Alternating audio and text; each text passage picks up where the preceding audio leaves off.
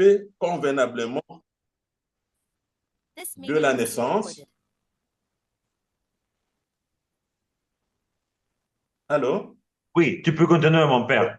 Nous commençons Voilà. à... Oui. Donc, cette ratio invite l'Église à s'occuper convenablement de la naissance, voilà, de la naissance, du discernement et de l'accompagnement des vocations, en tenant compte de l'âge des candidats, bien sûr. Voilà, vocation à la vie consacrée, vocation à la vie sacerdotale. Donc, il nous faut une attention particulière et une sollicitude afin que les éventuels candidats puissent s'épanouir et mûrir dans leur vocation en fonction de leur âge. Il est de notre devoir de favoriser et de susciter l'éclosion et l'épanouissement des vocations par notre vie et à travers notre vie. En tenant compte de l'âge, des candidats, il convient de les soutenir, il convient de les entraîner graduellement afin de susciter en eux une connaissance d'eux-mêmes, un discernement judicieux, une vérification de l'authenticité de leur motivation, parce qu'au début, la motivation peut être un peu superficielle. Donc, une vérification de l'authenticité de leur motivation, de leur détermination, de leur conviction, pour parvenir graduellement à une croissance personnelle sur le plan humain, chrétien et spirituel. La promotion de l'accompagnement des jeunes qui veulent embrasser la vocation vincentienne est d'une importance capitale parce qu'elle permet, dès le commencement, de vérifier petit à petit leur aptitude spirituelle, physique, psychique, morale et intellectuelle. Et cet accompagnement devrait les aider à réaliser graduellement l'importance de développer le sens de responsabilité, à s'oublier en sortant d'eux-mêmes vers Dieu, vers les autres et vers les pauvres, à vivre des amitiés fraternelles, à développer l'esprit d'initiative, l'intimité avec Dieu, à tisser des relations justes et limpides, à saisir l'importance d'avoir un style de vie simple, à avoir l'esprit d'écoute et à vaincre l'individualisme. Les candidats qui viennent frapper à nos portes ont plus besoin des modèles que de beaux discours. Notre témoignage de vie est plus important que toutes nos paroles. Ne perdons jamais de vue que nous les accompagnons, mais en même temps, ils nous observent. Dans la promotion des vocations, il s'avère nécessaire aussi de tenir compte et de connaître le milieu de provenance de nos candidats. Certains sont issus de familles catholiques, d'autres peut-être de familles protestantes, musulmanes ou autres. L'éducation reçue en famille a de grandes répercussions sur la vie future de ces jeunes. Il convient de fréquenter et de connaître les familles, les parents de nos candidats, afin de mieux comprendre certaines de leurs réactions et de les aider à grandir convenablement dans leur vocation. Une collaboration avec les parents n'est pas négligeable. Il serait souhaitable aussi de visiter ces jeunes dans les écoles qu'ils fréquentent et dans leur communauté paroissiale afin de se rendre compte du sérieux de leur engagement. Parce qu'on les prépare à la vie vincentienne, il serait souhaitable que dès le début, ils commencent à comprendre l'importance de l'évangélisation et du service des pauvres. Qu'ils puissent, dès le commencement, avoir des opportunités pour être en contact direct et personnel avec les pauvres en leur venant en aide avec nous. Alors, la culture et la promotion des vocations sont des responsabilités énormes et lourdes à assumer, mais elles permettent de recueillir de bons fruits dans l'avenir. Voilà, je voulais juste faire ce petit partage avec vous et je vous en remercie. Merci, mon père, merci. Bien. Et nous offrons l'opportunité de vous dire quelque chose après l'intervention du Père Dominique. Et est-ce que quelqu'un veut dire, faire une question au Père Dominique? Est-ce que quelqu'un veut partager quelque chose avec le Père Dominique, avec tous les autres? Et c'est l'opportunité pour le faire.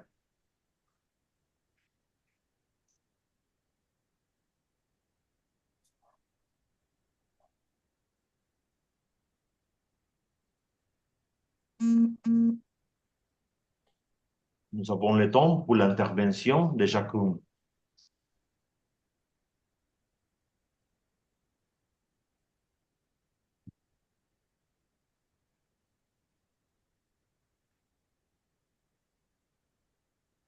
Bonsoir à tout le monde. Bonsoir. Ah, Alors, je m'appelle Noah Bruno, je suis du Cameroun. J'appartiens au service des vocations depuis 6 ans déjà dans la vice-province du Cameroun. Et c'est ma première réunion en Zoom. C'est vrai que j'ai déjà assisté à d'autres, mais pour d'autres sujets. Alors, les propos du père cadrent beaucoup avec ce que nous faisons déjà ici au Cameroun, notamment l'entretien avec les candidats, l'accompagnement et les rencontres avec les familles. Donc, nous essayons un peu de nous arrimer à cela et je suis convaincue que ces réunions que nous allons faire vont beaucoup nous aider dans le cadre de service des vocations dans la vice-province. Merci. Merci, merci Noah. beaucoup. Merci beaucoup. Et Père Dominique, vous voulez dire quelque chose à Noah? À vous?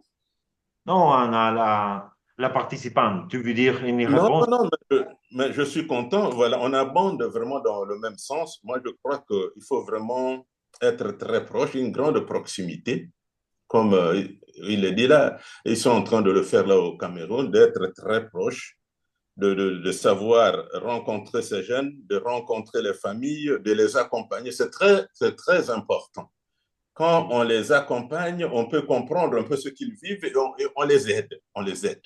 Je crois qu'il faut vraiment une grande proximité avec ces jeunes. Surtout au début, quand ils arrivent, il faut prendre le temps d'être avec eux, développer cet esprit d'écoute et les aider à grandir dans leur vocation. Ce que je dis, je partage totalement cela. J'abonde dans le même sens. Merci. Une autre veut dire quelque chose?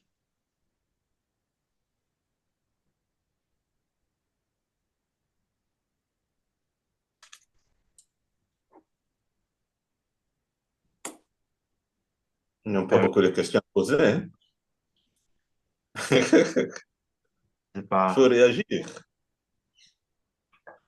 le Père Alexandre, le Père Alphonse, le Père Christinel. Vous voulez dire quelque chose?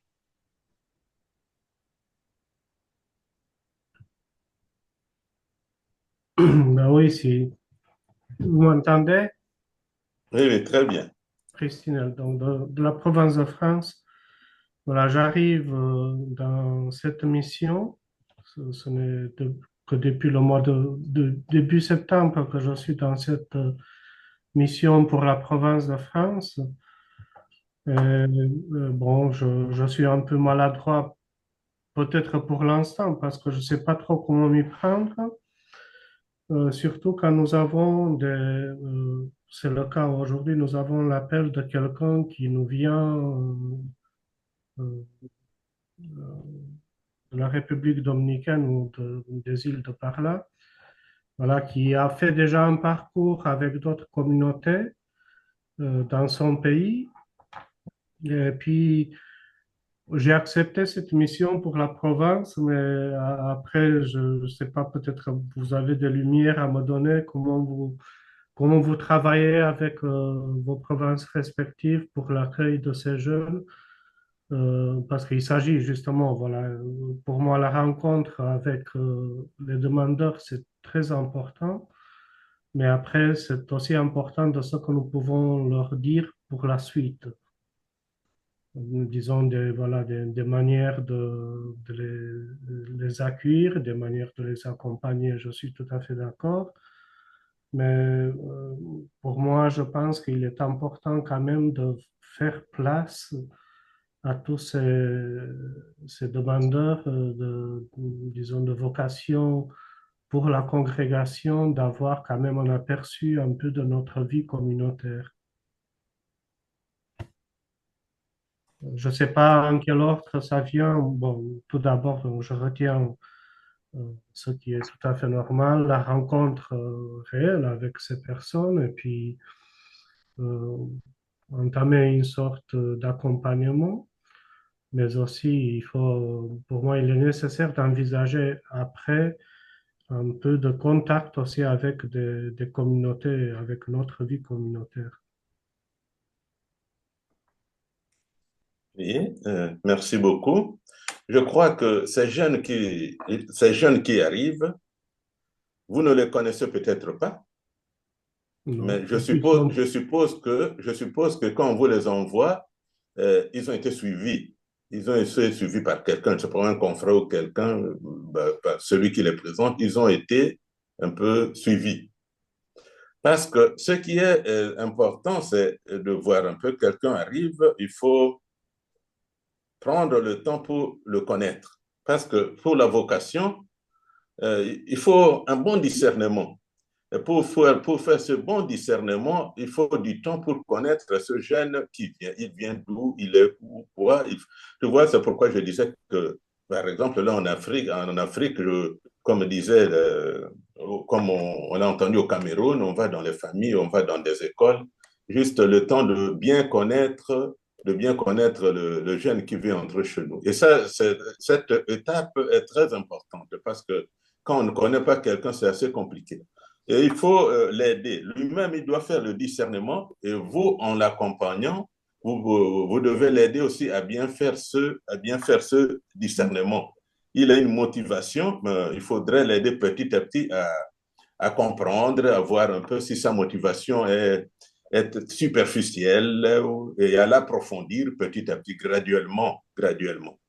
Mais je crois que quand il vient, c'est bien non seulement que vous puissiez lui parler, mais quelquefois être en contact avec vous, voir ce que vous faites, vous accompagner un peu dans la pastorat, dans ce que vous êtes en train de faire pour les pauvres est très important. Comme ça, il se rend compte que quand vous dites que nous sommes pour les pauvres, et il voit aucun signe qui montre que vous êtes réellement dans l'administration, assis, pas de contact avec les pauvres, il va se poser des questions et dire, mais de quoi s'agit-il au juste? Je crois que ce qu'on lui dit doit se manifester dans notre vie. On doit voir que ce qu'on dit, il n'y a pas de contradiction entre ce qu'on dit et cela demande que ce jeune soit vraiment, je parlais de cette proximité, que ce jeune-là puisse être avec nous, proche de nous, et voir un peu comment nous vivons. Ça va beaucoup l'aider à prendre une bonne décision pour l'avenir et pour sa vocation. C'est un peu de cette façon que je peux réagir de cette façon à votre préoccupation. Alors, je voudrais apporter une petite contribution, si vous me permettez. Et pourquoi pas? Oui, alors je vous partage un peu comment nous on fait au Cameroun. On a généralement deux sessions des aspirants, comme on appelle, session des aspirants. Nous avons deux sessions là, une en décembre, donc pendant les congés de fin d'année, les vacances de fin d'année, et durant la période pascale, les congés de Pâques, c'est-à-dire généralement en avril, fin mars, début avril, donc quand les élèves et étudiants sont censés être en vacances. Ça se passe en 2 ou parfois 3 jours quand il y a un peu de temps. On reçoit les aspirants, c'est-à-dire ceux qui veulent entrer chez nous, on les reçoit dans un cadre, pas dans une paroisse. Parfois, c'est à Yaoundé, parfois, on est excentré, on va dans un village. C'est sûr que le jeune soit préparé qu'il ne sera pas toujours en ville. Il peut arriver qu'on l'affecte, qu'on l'envoie peut-être après stage dans un petit village. Et durant les 3 jours, il y a au moins 2 ou 3 thèmes sur le charisme des anciens, on invite un prêtre ou un frère qui va, ou alors une sœur, parfois aussi, on prend une religieuse qui peut entretenir les jeunes sur le charisme et tout. Et puis et puis on intègre également des rencontres individuelles avec les aspirants. C'est-à-dire que nous trois qui sommes membres du service, on s'arrange à rencontrer tous les aspirants et on leur pose des questions sur tout, c'est-à-dire leurs études, l'engagement en paroisse, l'âge, la famille et tout. Et tout ça permet qu'on connaisse mieux l'aspirant et même le niveau scolaire. Hein, parfois, et puis on s'arrange toujours à ce que son curé nous fasse un rapport sur sa présence à l'église, en paroisse, son implication dans les activités. Donc, c'est un peu comme ça qu'on s'arrange pour qu'on puisse mieux les connaître. Et c'est pas toujours à la première session qu'on les sélectionne. On attend toujours même 2 à 3 sessions, question de voir l'engagement et tout. Donc, comme le père parlait de celui qui vient de notre paroisse ou un autre diocèse, ou alors d'une autre congrégation. Si c'est d'une autre congrégation, on va toujours faire une correspondance ou nous rapprocher du supérieur de la congrégation pour savoir pourquoi est-ce qu'il a été réorienté ou pourquoi est-ce qu'il a été exclu de la maison. Et puis, ça permet aussi qu'on puisse être fixé par rapport à son caractère. On n'hésite même pas à fouiller dans leur page Facebook, parce qu'à Facebook, on découvre beaucoup de choses sur les jeunes. Donc, vous allez voir un jeune qui poste des choses pas vraiment faciles sur sa page Facebook. Ça va forcément attirer votre attention sur son sérieux et tout. Donc, et lorsqu'il y a une présélection, comme on a dit, on va dans les familles, on a les familles, on prend rendez-vous et puis c'est un échange. Souvent, c'est assez houleux hein, parce que les familles se demandent où est-ce que leur enfant va et tout et tout. Donc, voilà un peu comment on procède au Cameroun pour travailler dans le service d'évocation. Merci pour la contribution. Merci. Bien. Et Boqueta et à la main. Quelque chose.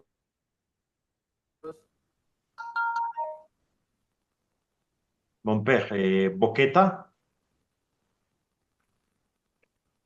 Non? Il a la main, il a levé la main. Bien. Père Alexandre, tu veux participer? Père Alexandre. Oui, j'aimerais, moi aussi, j'aimerais dire quelque chose. Oui, tu peux. Je peux dire quelque chose? Oui, tu peux. Oui, bien sûr. Vous m'écoutez? Oui, très bien. Ok. Bonsoir. Bonsoir au Rwanda, dans la région Rwanda-Burundi. Et moi aussi, il y a quelques mois que je suis ici dans la maison de formation et on m'a chargé même d'assurer d'être le responsable de la pastorale vocationnelle. Et donc, j'ai apprécié les propos du père Dominique. Vraiment, il nous a motivés. Promouvoir la pastorale vocationnelle, vraiment, je vois que c'est une nécessité. Ici, dans la région Rwanda-Burundi, je peux dire que nous avons beaucoup de vocations, grâce à Dieu.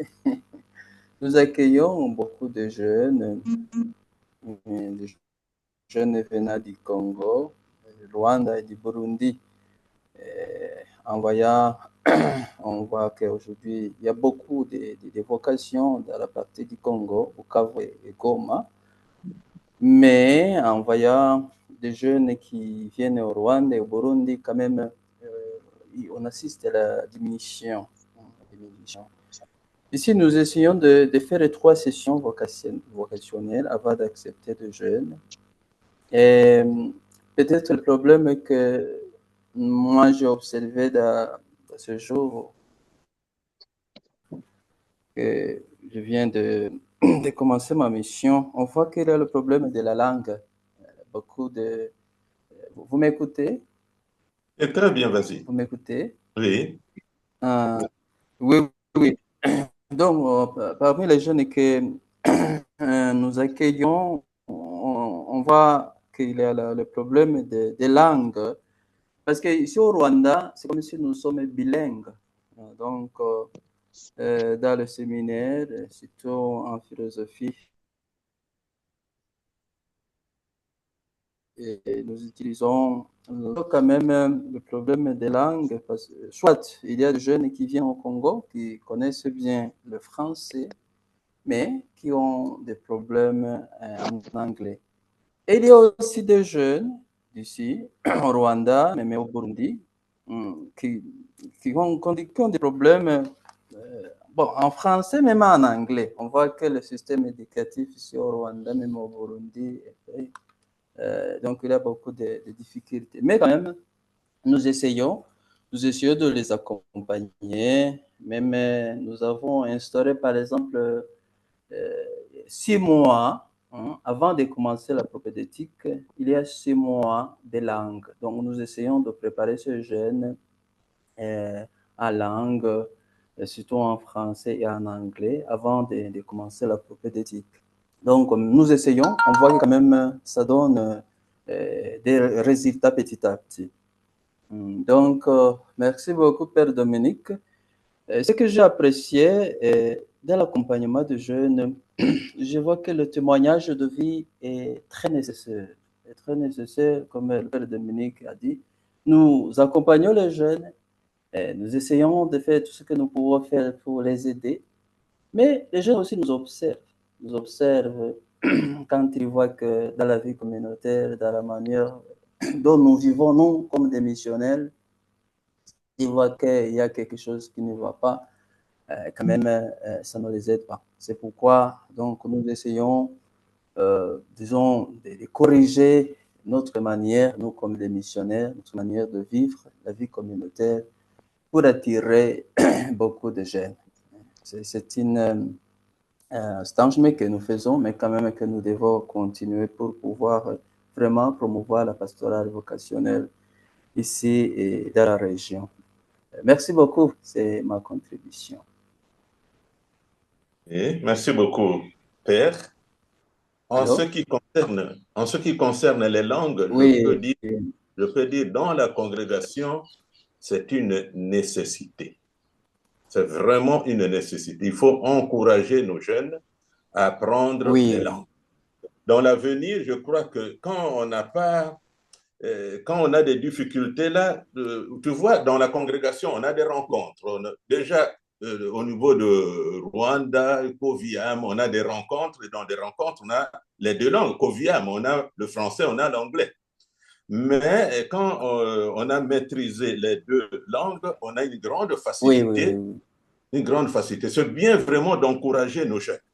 Et je vois de plus en plus que dans la congrégation, c'est important d'apprendre les langues. Vous savez que dans la congrégation, on a les 3 langues, français, anglais et espagnol. Mais nous, en Afrique, là, c'est français et anglais. Je crois qu'il faut vraiment encourager nos jeunes à apprendre ces langues. Pour l'avenir, c'est très important. Et pour la mission, demain, c'est très important. Et ce que tu as dit à propos du témoignage de vie, comme je l'ai dit, pour moi, je trouve que c'est fondamental. Quand on accompagne les jeunes et qu'ils trouvent qu'il y a une contradiction entre ce que nous disons et ce que nous faisons, alors tout est fauché. Il faut vraiment qu'ils ne voient pas une contradiction entre ce qu'on leur dit et ce qu'on fait. Et alors là, on peut les accompagner et ils prendront cela au sérieux. Mais quand ils voient qu'en nous-mêmes, il y a cette contradiction, parfois c'est très, très, très difficile de les aider. Et il y a même les dangers qu'ils ne prennent pas au sérieux ce qu'on leur dit.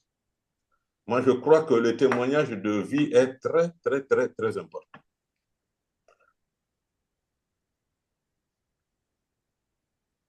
Bien, merci.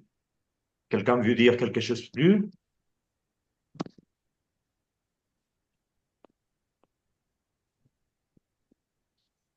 Nous avons encore 2 minutes. Vous partagez quelque chose? Vous faites des questions? Partagez votre réflexion?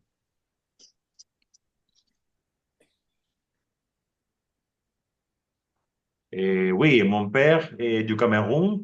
Tu as les mains levées. Tu peux partager. Mais tu es en silence. Tu dois activer le microphone.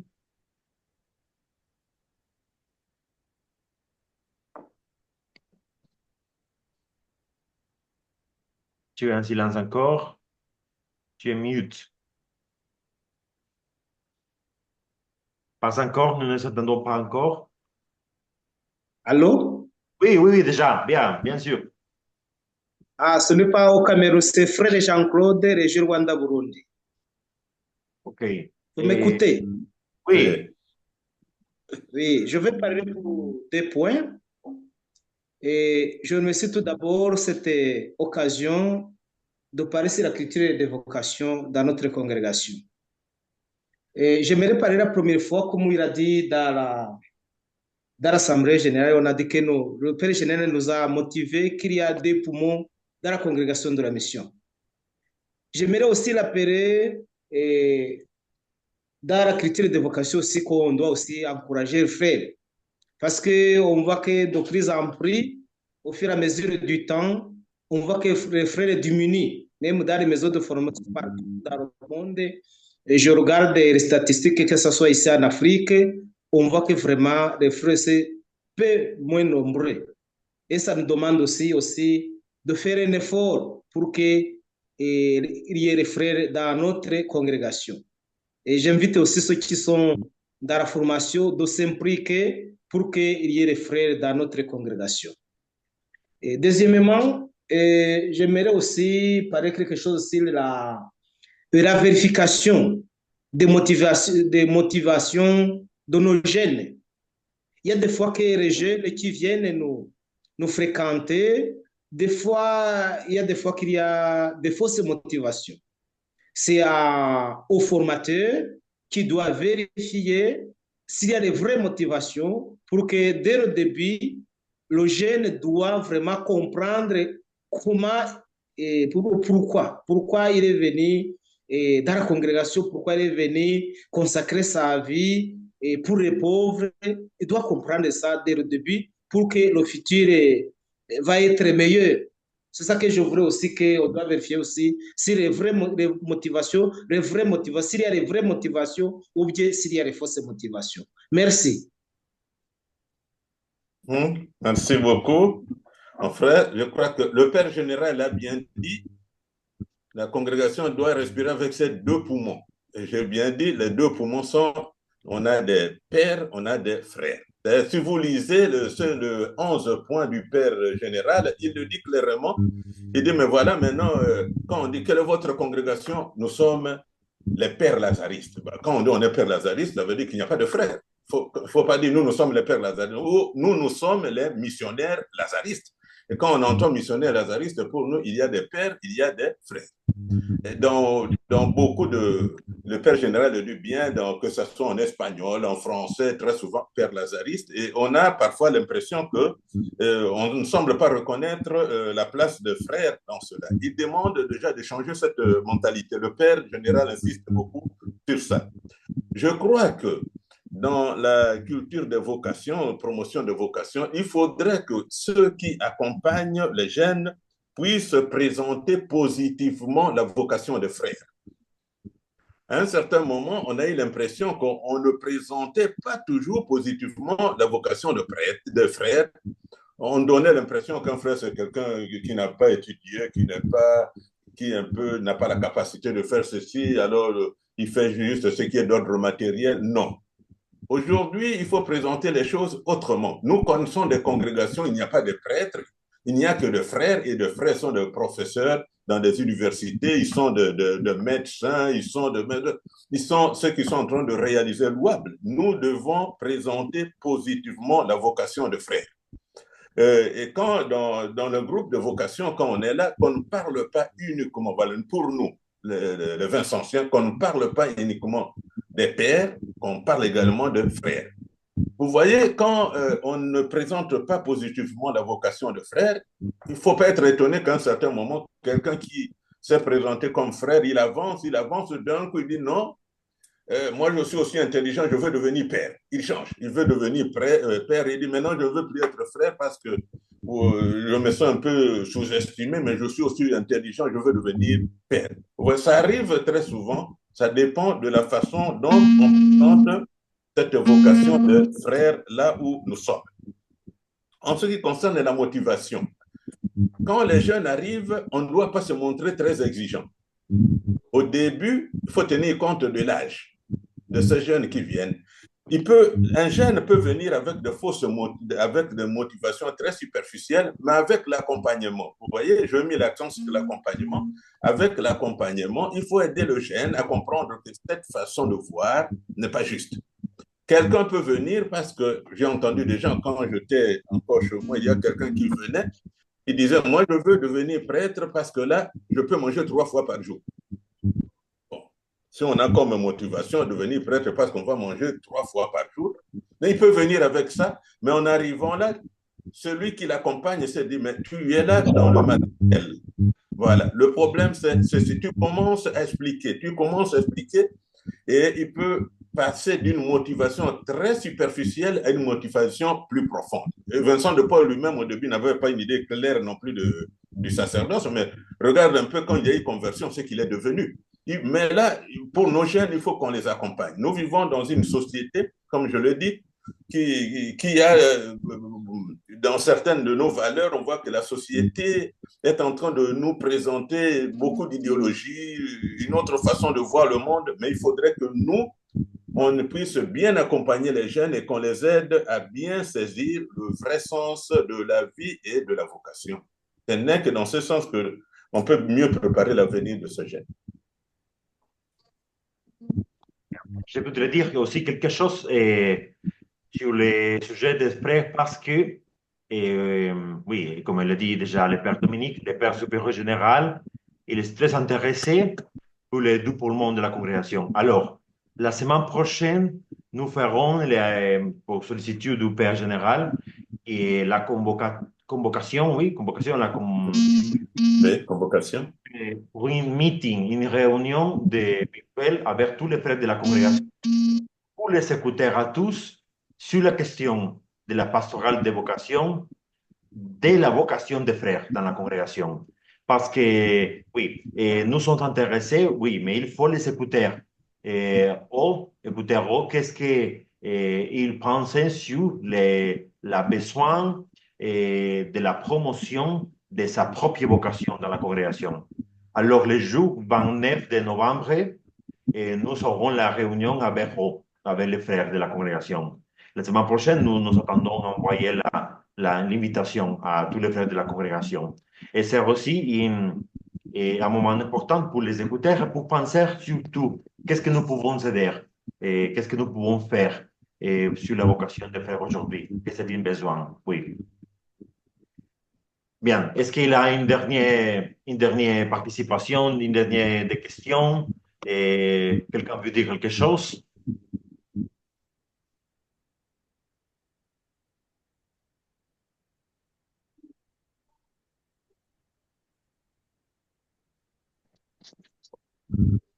Alors, je voudrais dire, pour finir, 2 ou 3 choses. La première chose que je veux dire est que nous avons partagé dans la Commission internationale de pastorale de vocation l'importance qu'il y a pour la majorité de la congrégation, pour tous, mais pour la majorité, pour les besoins de vocation aujourd'hui, c'est clarifier beaucoup ces besoins et ces priorités de la pastorale de vocation. Oui.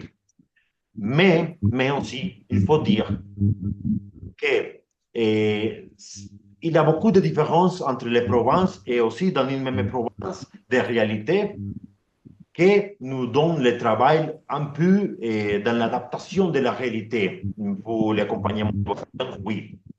Mais aussi, nous avons une opportunité de travailler ensemble, de nous écouter, de nous former, de nous donner des idées. Et nous trouvons beaucoup de difficultés avec la communication entre notre commission et les provinces. Nous envoyons parfois des emails d'invitation et d'initiatives, mais c'est toujours compliqué de recevoir un peu les expectatives, recevoir qu'est-ce que vous pensez sur la projection que nous faisons. Alors, nous voulons inviter à tous à avoir une communication plus facile, plus claire et moins compliquée. Par exemple, par aujourd'hui, nous avons demandé à quelques provinces francophones d'expériences qui sont aujourd'hui importantes dans la congrégation ou dans la province pour le pastoral de vocation. Mais nous avons un peu de difficultés, surtout avec les provinces francophones. Je voudrais dire que parce que c'est la réalité. Avec les provinces, je sais clair que ne sont pas la majorité, les langues francophones aujourd'hui, mais c'est un peu, je ne sais pas pourquoi, c'est clair que c'est avec les provinces francophones que c'est plus compliqué la communication. Au ce moment, nous avons en disposition un confrère pour chaque continent qui sont en disposition de vous aider, de vous accompagner, de vous faciliter quelque chose. Et nous avons envoyé sur le chat les contacts, qui c'est au cas à la place de l'Afrique, c'est le confrère Calisto qui est ici, Mozambique. À l'Europe, c'est le frère Paco, le frère Francisco de l'Espagne. Mais nous tous travaillons ensemble comme commission et avec l'aide non, l'aide pas, nous sommes l'aide du Conseil général. La commission, c'est indépendance claire, c'est indépendance du supérieur et du Conseil général. Mais notre place, c'est un service pour aider, pour accompagner, mais surtout, c'est le directoire des pastorales de vocation qui doivent nous donner la permission et donner l'information comment est-ce que nous pouvons aider votre province. Et nous sommes en disposition d'aider et de faciliter ce que nous pouvons faire. La deuxième chose, c'est que déjà dit, la convocation que nous ferons sur la réunion des frères pour le mois prochain, à la fin du mois prochain, et vous verrez recevoir dans l'email la semaine prochaine l'invitation pour tous les frères de la congrégation, pour écouter les frères. Et le troisième, c'est que nous avons commencé à une consultation sur un projet que je vais partager ici avec vous, qui s'appelle les maisons d'accueil et de discernement. C'est un projet que déjà nous avons envoyé à tous les visiteurs, les secrétaires provinciaux et les directeurs des pastorales de vocation. Qu'est-ce que nous voulons faire? Ce projet, c'est la première proposition, mais que c'est en train de le faire, de le modifier, de l'améliorer. C'est une opportunité que nous avons trouvée pour quelques provinces ou pour toutes les provinces, nous ne connaissons pas encore qu'est-ce que pensent toutes les provinces, pour accueillir des jeunes qu'il faut avoir un peu de réalité. Pas toutes les maisons de la congrégation sont en mesure d'accueillir les jeunes. Pas tous les confrères sont en disposition, on les décide d'accueillir les jeunes. Alors, parfois, c'est une bonne idée d'avoir une, deux maisons dans ces capacités et d'accueillir, mais pas pour avoir un séminaire encore. C'est pour une expérience de discernement, d'accompagnement. Et cette expérience, nous pensons qu'elle peut être bonne, mais il faut écouter à tous. Alors, vous savez déjà sur l'email les projets et aussi un formulaire, un Google Forms pour partager à votre avis, qu'est-ce que vous pensez? Qu'est-ce que vous pensez de votre réalité? Alors, nous attendons aussi la participation de tous. Et avec ça, nous voulons finaliser aujourd'hui et nous voulons remercier le Père Dominique pour son temps, pour sa disposition, le temps qu'il a pour cette réunion. Nous voulons remercier à tous, vous aussi, pour être aujourd'hui dans ces meetings, ces réunions. Et nous espérons la prochaine fois aussi d'avoir un peu de communication pour savoir qu'est-ce que vous pensez que nous pouvons faire ensemble. Et que c'est très important de nous écouter et aussi de nous accompagner tous ensemble. Pour notre commission, c'est véritablement un plaisir de pouvoir recevoir votre opinion, mais il faut nous communiquer mieux. Je vous demande, excusez-moi pour mon français déficient, mais, mais Vous, surtout, vous, vous comprenez bien. ouais, merci mon père, merci. Alors, on va voir une photo. On va faire, Excusez-moi. vous pouvez mettre la caméra pour les photos d'aujourd'hui. Excusez-moi. Oui, mon père, tu peux dire, Père Alessandre. Tu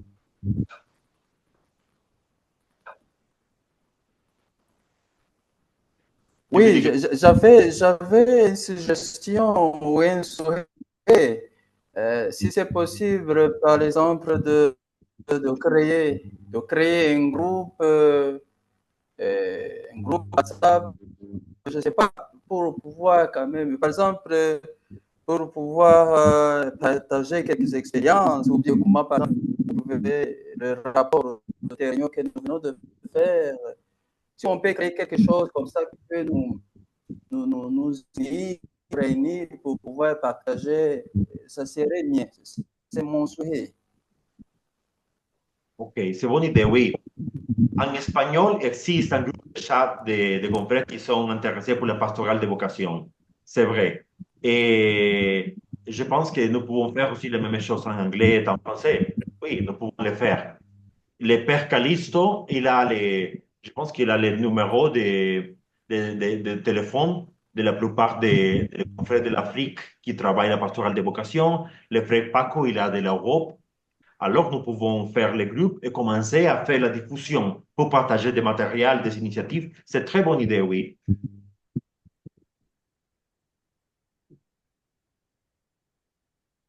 Bien. Alors, merci beaucoup. À la prochaine. Nous attendons à la réponse de la consultation que nous avons déjà envoyée et que Dieu vous bénisse à tous. Merci beaucoup. Au Voilà. Merci revoir. beaucoup, Au Père. revoir. Merci beaucoup. Au revoir. Merci Merci. beaucoup. Ah, bon, c'est fini. Voilà.